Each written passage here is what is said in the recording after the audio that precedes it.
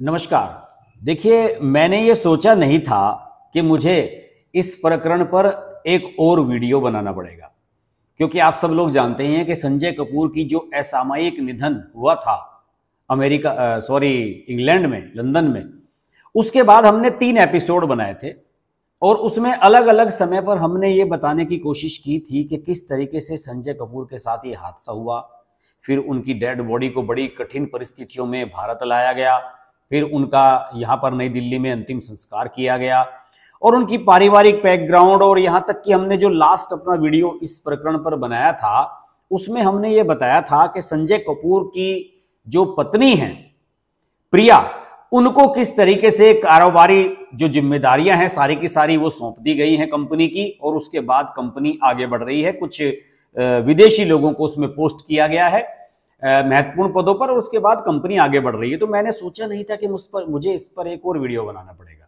और देखिए, अक्सर होता यही है कि किसी बड़े आदमी की, किसी बड़े कारोबारी की इस तरीके से असामयिक मौत हो जाती है और वो अपना सब कुछ फैसला करके भी नहीं जाता। और संजय कपूर तो केवल 53 साल के थे, 53 ईयर्स के केवल थे वो, और उसकी वजह से वो अपनी, मुझे लगता नहीं कि एक उम्र होती है इंसान की 70-75 साल की उम्र में इंसान ये सोचता है कि यार अपनी जिम्मेदारियां जो है वो सारी की सारी निभा ली जाएं और सबको वसीयत वगैरह कर दी जाए। लेकिन 53 साल, 53 ईयर्स की उम्र में तो आदमी अपने बिजनेस को आगे बढ़ाने की सोचता है। वो सोचता है कि मैं और आगे अभी ले जा सकता हूं, मेरे पास 10-15 साल हैं, उसके बाद मैं ये सब चीजें निपटाऊंगा। लेकिन संजय कपूर पोलो खेलने के शौकीन थे, घोड़े पर जो बैठकर खेला जाता है, और एक जाने माने होटलियर के टीम के साथ उनका मैच हो रहा था लंदन में, और अचानक खेलते समय एक मधुमक्खी उनके मुंह में चली गई और उसने अंदर बाइट किया होगा संभवतः, जो खबरें इस तरह की आई थी, और उसके बाद उनकी हार्ट अटैक से मौत हो गई वहीं पोलो ग्राउंड में ही। हालांकि उन्हें एयर एम्बुलेंस से एयरलिफ्ट करके हॉस्पिटल भी ले जाएगा, लेकिन तब तक उनकी मौत हो चुकी थी। अमेरिका की नागरिकता ले रखी थी संजय कपूर ने, और आप सब जानते ही हैं कि उन्होंने 3 शादियां की हुई थी। दूसरी पत्नी उनकी करिश्मा कपूर थी, फिल्म अभिनेत्री, और जो वर्तमान पत्नी है उनकी प्रिया सचदेव कपूर, वो इस समय उनके साथ थी, जिनकी एक बेटी है अपने पहले पति से और एक बेटा संजय कपूर से था। तो इस तरीके से एक पूरा स्ट्रक्चर हमने आपके सामने प्रस्तुत किया था इस परिवार का, और इसके लिए आपको हमारे पिछले वो 3 वीडियो देखने पड़ेंगे, जिनका लिंक हम इसमें डाल देंगे कि इसमें क्या क्या घटनाक्रम हुआ। अब इसमें घटनाक्रम लेटेस्ट ये हुआ था कि जब उनका निधन हो गया और उनके निधन के बाद उनकी शोक सभा हो गई, 19 जून की बात थी। तो 19 जून के बाद 20 या 21 तारीख में ये खबर आई थी, जो कंपनी है उनकी सोना कॉमस्टार, दुनिया की जानी मानी कंपनी है, 9-10 देशों में इसकी फैक्ट्रियां हैं, ये गाड़ियों के मोटर पार्ट्स बनाती है।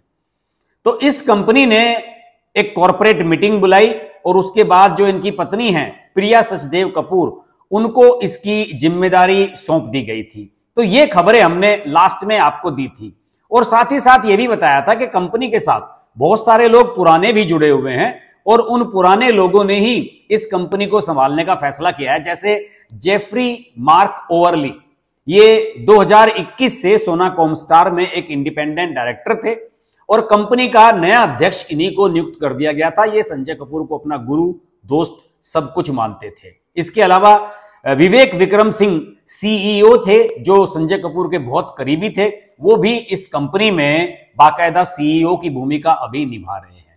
अब इसमें ताजा विवाद जो हुआ है वो हुआ है संजय कपूर की माताजी रानी कपूर की तरफ से। उन्होंने इस विवाद को बखेड़े के रूप में कन्वर्ट कर दिया है। रानी कपूर ने अपने बेटे की मृत्यु को अचानक और संदिग्ध बताते हुए प्राकृतिक न होने और फॉल प्ले की आशंका जताई है।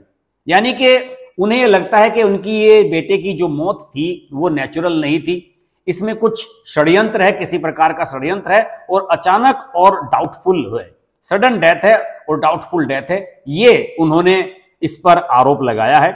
इसके अतिरिक्त उन्होंने आरोप लगाया कि बेटे के निधन के बाद भावनात्मक रूप से वो कमजोर हो गई थी, और ऐसी स्थिति में उन पर कुछ महत्वपूर्ण कागजातों पर हस्ताक्षर करने के लिए उन्हें मजबूर किया गया, और उन्हें यह नहीं पता था कि उसमें क्या लिखा हुआ है। उनका यह भी दावा है कि तब से उन्हें अपने बैंक खातों और कंपनी की जानकारी तक पहुंचने से भी वंचित कर दिया गया है। यानी कि बैंक अकाउंट्स में कितना पैसा है, कहां पर क्या आ रहा है और कंपनी कैसे वर्क कर रही है, इसके बारे में भी उन्हें जानकारी नहीं दी जा रही है, बल्कि एक्सेस उनका खत्म कर दिया गया है। रानी कपूर का यह भी दावा है कि वह अपने दिवंगत पति की वसीयत के माध्यम से सोना ग्रुप की बहुमत शेयरधारक है। क्योंकि सुरिंदर कपूर जो संजय कपूर के पिता थे, रानी कपूर के पति, उन्होंने ये कंपनी स्थापित की थी, तो निश्चित रूप से रानी कपूर का यह दावा है कि उनके पास उनकी प्रॉपर्टी है और उसके शेयर भी हैं कंपनी के। हालांकि सोना कॉमस्टार जो कंपनी है, उसने रानी कपूर के इन आरोपों का बड़ा स्ट्रांगली खंडन किया है।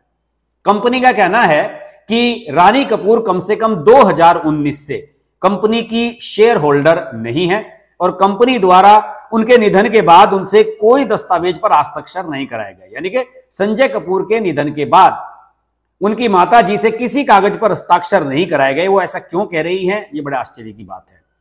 कंपनी ने रानी कपूर ने यह कहा था कि जो उसकी एजीएम होती है, वार्षिक आम बैठक होती है, जिसमें प्रिया कपूर को यह जिम्मेदारी दी गई थी, उसको टालने का अनुरोध किया था। लेकिन इसके बावजूद निर्धारित समय पर यह एजीएम आयोजित की गई और उसमें सारे के सारे जो कानूनी तौर तरीके हैं वो अपनाए गए। देखिए, अब यह विवाद बड़ा विवाद हो गया है। अब यह एक टकराव, फैमिली टकराव की तरफ बढ़ गया है। रानी कपूर कथित तौर पर अपने शेयर धारिता अधिकारों को स्थापित करने के लिए हाईकोर्ट जा सकती है। वो हाईकोर्ट में यह दावा कर सकती है कि उसके पास शेयर है और उन शेयर्स को वो बाकायदा कोर्ट में प्रस्तुत कर सकती हैं और कंपनी में अपना पार्ट ले सकती हैं। दूसरी ओर जो उन्होंने आरोप लगाए हैं कि उनका उत्पीड़न किया गया और मिसमैनेजमेंट किया गया सब कुछ, उसके आधार पर वो राष्ट्रीय कंपनी कानून न्यायाधिकरण, जिसको एनसीएलटी कहते हैं, जहां पर कंपनियों के आपस के लड़ाई झगड़े निपटाए जाते हैं, वहां से भी वो संपर्क करने पर विचार विमर्श कर रही हैं और इससे एक बार फिर से मार्केट में खलबली है। आप जानते ही हैं कि शेयर मार्केट की हालत जब से डोनाल्ड ट्रंप राष्ट्रपति बने हैं अमेरिका के, तब से कितनी खराब है। और अब इस तरह की घटनाएं आने से अभी खबर आई थी कि अनिल अंबानी जो है वो दिवालिया हो गए हैं और उन पर ईडी और सीबीआई के छापे पड़ रहे हैं 35 जगहों पर। बड़े बड़े कारोबारियों की हालत इस समय खराब है और संजय कपूर की कंपनी कोई छोटी मोटी कंपनी नहीं थी। 31,000 करोड़ का टर्नओवर था कंपनी का, लगभग $4 बिलियन का।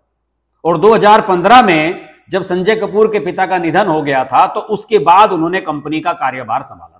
और मैंने आपको बताया कि 12 जून को, इसी साल 12 जून को पोलो मैच के दौरान उनका निधन हो गया था और उनकी मौत हो गई थी। देखिए, अब रानी कपूर और उनकी जो पत्नी है प्रिया कपूर, इनके बीच में ये कानूनी लड़ाई चलने वाली है। उनकी जो पत्नी है प्रिया कपूर, उनके पिता शायद संभवतः अशोक उनका नाम है, वो भी जाने माने कारोबारी हैं और निश्चित रूप से इस लड़ाई को कानूनी रूप से लड़ने में वो भी सक्षम है। लेकिन सवाल ये उठता है कि एक मां किस तरीके से अपना हक जता रही है बेटे की प्रॉपर्टी पर और किस तरीके से वो असहाय खुद को महसूस कर रही है, ये भी बहुत बड़ा सवाल है। कम से कम कंपनीज में इस तरह की कुछ चीजें तो होती होंगी कि भाई मेरी मौत के बाद फलां को जिम्मेदारी मिलेगी, फलां को जिम्मेदारी मिलेगी। ये बड़ा मामला पेचीदा है। देखिए, रानी कपूर के वकील का मैं बयान पढ़ रहा था, उन्होंने दावा किया है कि इस घटना को दिल का दौरा बताकर गलत तरीके से लेबल किया गया है और उसकी सच्चाई कहीं अधिक परेशान करने वाली हो सकती है। उनके वकील का कहना है कि सच्चाई सुर्खियों से मेल नहीं खाती और रानी कपूर तब तक चुप नहीं रहेंगी जब तक उस सच्चाई को स्वीकार नहीं किया जाता। यानी कि रानी कपूर का सीधा सीधा यह कहना है कि उनकी जो मौत है वो एक षड्यंत्र है। और षड्यंत्र क्या होता है?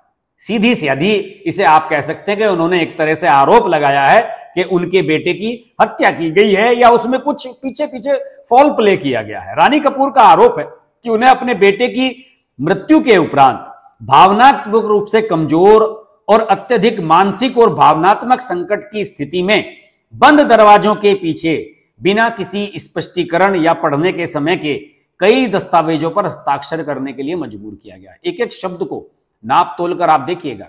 उनका दावा है कि ऐसे दस्तावेजों की सामग्री मुझे कभी नहीं बताई गई और जबरदस्ती और दबाव के तहत निष्पादित इन दस्तावेजों का अब पारिवारिक विरासत को हड़पने के लिए दुरुपयोग किया जा रहा है। रानी कपूर को सीधे सीधे आशंका यह लग रही है कि उनकी जो प्रॉपर्टी है उसको हड़पा जा रहा है उनकी बहू के द्वारा। यह मामला बड़ा गंभीर होने वाला है। देखिए, इस मामले में मैंने आपको पहले भी बताया था कि कई इसमें पेचीदगियां हैं। हालांकि आपको मैं बता दूं कि सोना कॉमस्टार ने इस बात की पुष्टि भी की है कि उसे 24 जुलाई 2025 की देर रात रानी कपूर का स्थगन अनुरोध ईमेल से प्राप्त हुआ था, जो 25 जुलाई को निर्धारित एजीएम से कुछ घंटे पहले था।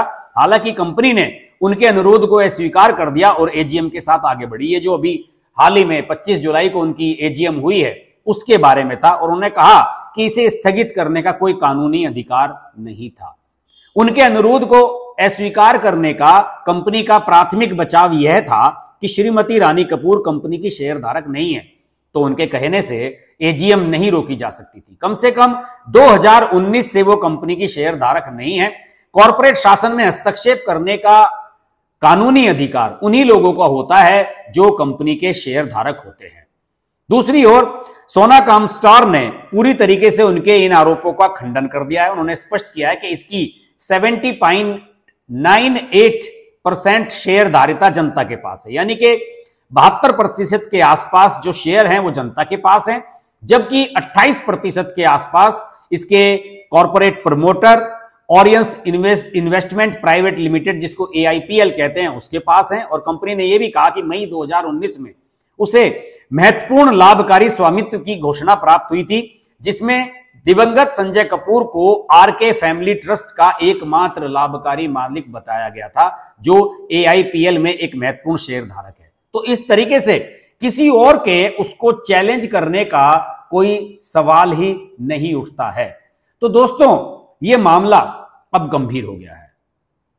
कानूनी लड़ाई लड़ी जाएगी। जैसे आपने देखा होगा कि बड़े बड़े आपने टीवी सीरियल्स देखे होंगे और शोज देखे होंगे जिसमें पारिवारिक लड़ाइयां होती हैं, उन सब का घटनाक्रम आपको यहां पर देखने को मिलने वाला है। आपको याद होगा कि इससे पहले इस तरह की घटना अनिल अंबानी और मुकेश अंबानी जब अलग हुए थे उस समय हुई थी और अखबारों की सुर्खियां बनी थी। आज भी इस खबर को अखबारों ने अपनी हेडलाइन बनाया है, लेकिन जब यह मामला कोर्ट में पहुंचेगा या NCLT में पहुंचेगा, उसके बाद इसमें कुछ और भी तहें खुलने वाली हैं। इस पर हमारी नजर लगातार बनी रहेगी। आप सब लोगों से निवेदन है कि अगर आपको हमारे वीडियोज अच्छे लगते हैं तो लाइक करें, शेयर करें। चैनल को सब्सक्राइब नहीं किया तो सब्सक्राइब करें, नोटिफिकेशन का बेल आइकन प्रेस करें। जुड़े रहें हमारे साथ। नमस्कार।